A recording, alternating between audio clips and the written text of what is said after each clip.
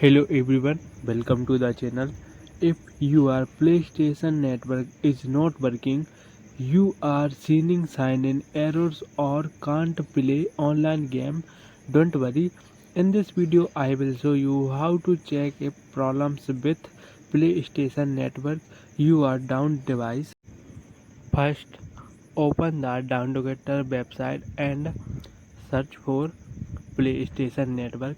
Many users are reporting problem it meanings the PlayStation server are down. In that close you are just need to wait until Silly fixes the issue.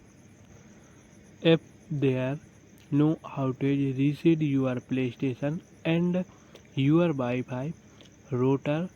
Check your internet connection, update your system software and sign into your PlayStation account again. That simple step solve most PlayStation network problems. I hope this video helpful you fix the issue. If it did, people like this video, subscribe to the channel and turn on notification bell for more tech tutorial. Thank you for watching this video trending topic on the YouTube channel.